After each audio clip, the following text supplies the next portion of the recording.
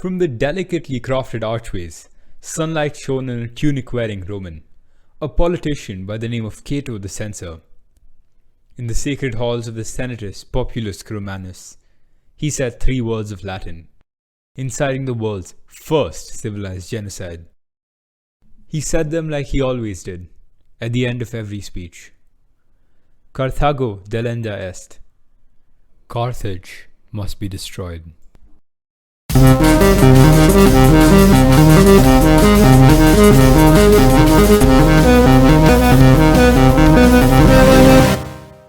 Hi there, welcome to Veritas Populi. In this episode, we will be covering the overarching subject of genocide studies, from the causes of genocide to the solutions of such conflicts. The 5th episode is central to the series on Unseen Genocides. By now you have understood from a great many examples the true nature and horror of genocides. You probably possess a fine understanding as to why human communities perform acts of genocide. This episode will discuss just that, beginning with the Third Punic War. Now, the Third Punic War was a war which took place between 149 and 146 BCE. And Cato the Censor was only one of the many conservatives in the SPQR of the Roman Empire, clamoring for a Third Punic War to wipe out the Carthaginians. Now, before this, 2 Punic Wars had already taken place. And these Punic Wars had already resulted in Roman victories. With the end of the Second Punic War, Carthage was already bound to not wage war with any other country without explicit Roman permission. Now, when Carthage reneged on the treaty, being raided by Numidians, which were allies of the Romans, this illicit military action was used to justify the Carthaginian genocide. Rome destroyed the Carthaginian Empire, or current-day Tunisia. In its aftermath, thousands of Carthaginians were killed, with many sold into slavery. The military genius, Scipio, who led the Roman front in the Third Punic War, demolished the entire city of Carthage. The main reasons for the completely unnecessary Third Punic War were primarily the conflict of interests. Often called the Thucydides trap, Carthage was a fixed power before the First Punic War, and Rome was steadily rising. As both Carthage and Rome began to exercise their influence and power, they began to resent and fear each other, causing the First Punic War. But then, Rome saw Carthage rebuilding and saw a ghost of its fabled rival in it, and tried to nip it in its bud. Therefore, the Third Punic War took place. Of course, it is important to mention that these aren't the only reasons. There are also historians which suggest the rich farming lands in the strategic location of Carthage were to do with why Rome decided to level the entire Carthage city-state. Okay, so now we see the cause of the first genocide in written history. But surely situations have changed, ideas have evolved. Well, somewhat in line with classical realists, humans have evolved, but human nature hasn't. Not much. Of course, that does not mean that human nature is genocidal. Humans are prone to being genocidal. Before we go into that, let us understand what classical realists are. Classical realists are a group of international relations theorists with a particularly dim view of human nature and international politics. They often fall in line with one of the founders of modern political philosophy, Thomas Hobbes, who, yes, has a famous comic strip character named after him. Thomas Hobbes thought of man as inherently evil, echoing the sentiments of almost every revealed religious text such as the Bible, Quran, Vedas, Sutra, Tanakh, Avesta, etc. Eternal peace only lasts until the next war.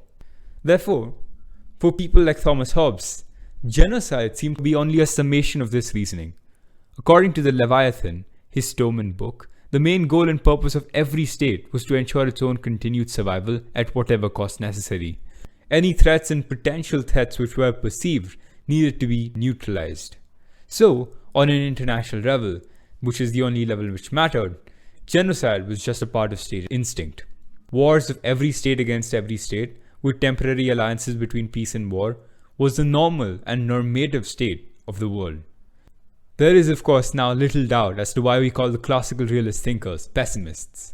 But they happen to miss an important argument, that a state is only as good as its people. And while thinkers such as Machiavelli believed in the distinction between political and societal morality, We don't live in an era of autocratic monarchies. We live in a democratic world. Now, societal morality, although more exclusive than political morality, plays a more important role today in designing political morality.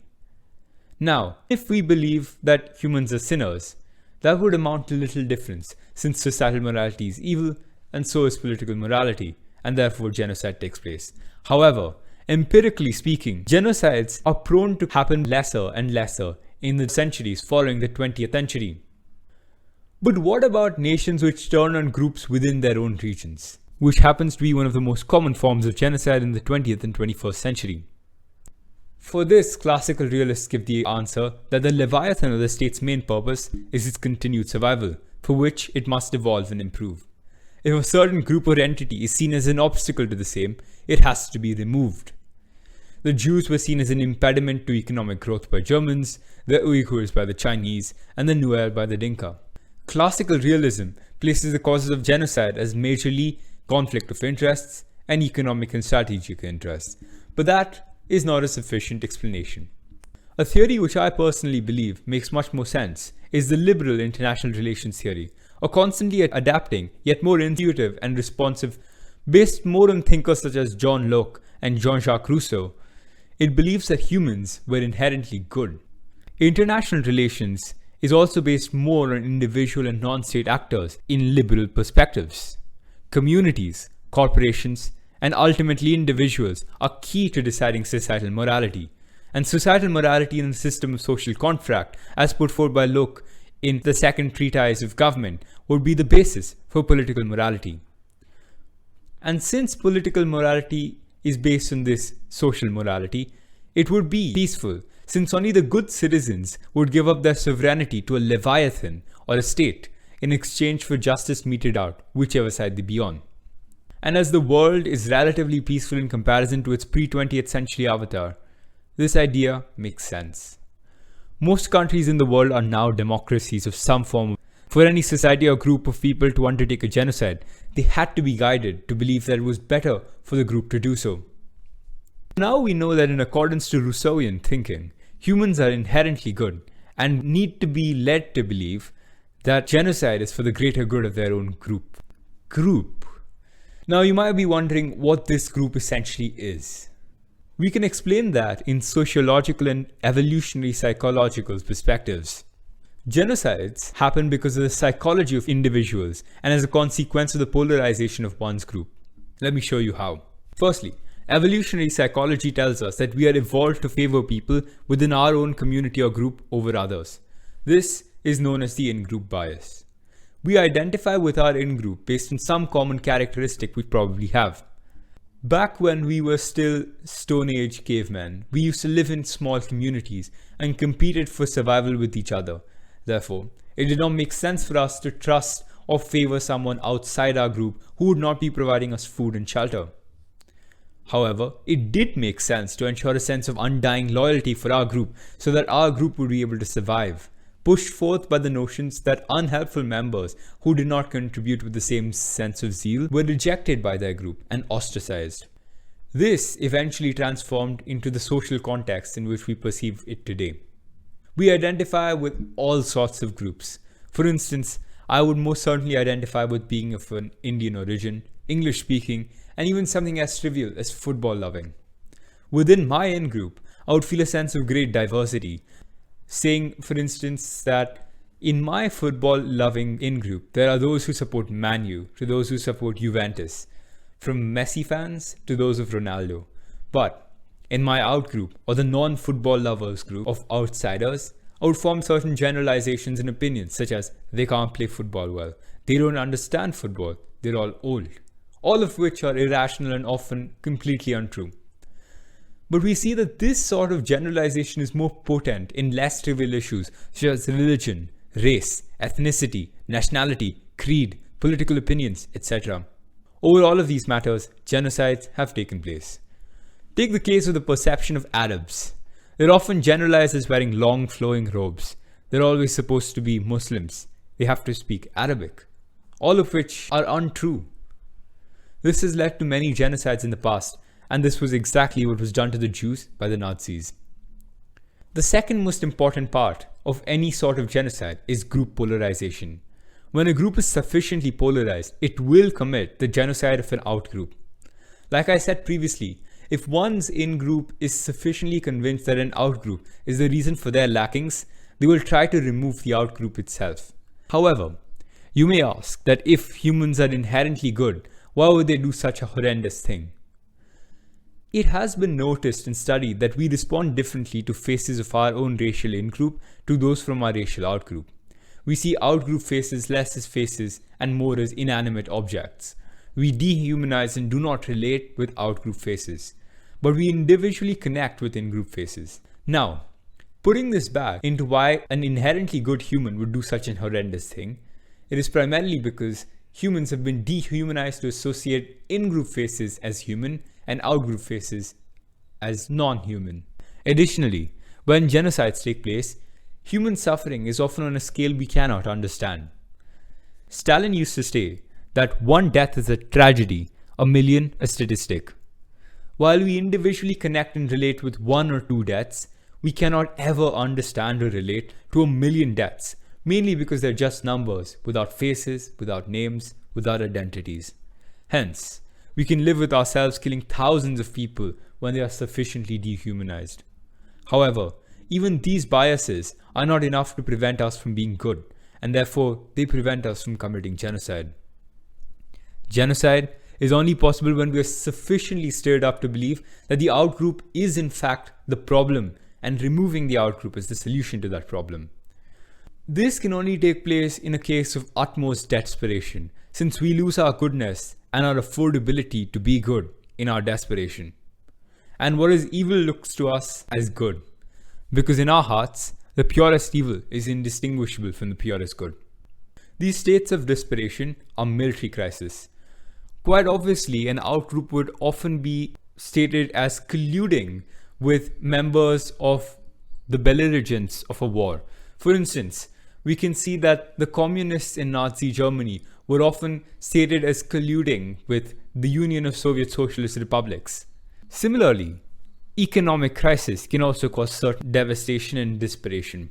Nazi Germany once again was a cause of such economic crisis, because in this case, the economic crisis of the Great Depression and the inflation of the German currency led to many people's livelihoods being lost and many people losing what made them human.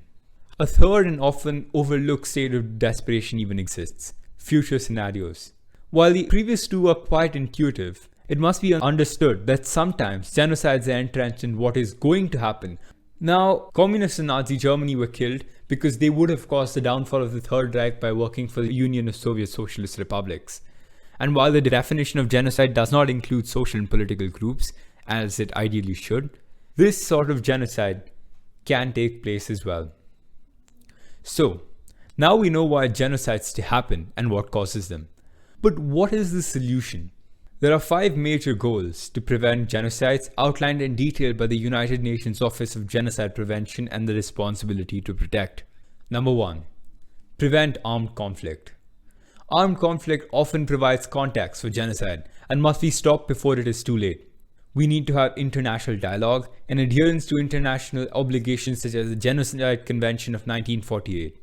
However, Article 2 of Genocide Convention of 1948 leaves out social and political groups from its definition of genocide, allowing this loophole to be exploited by many nations, as has happened many times before.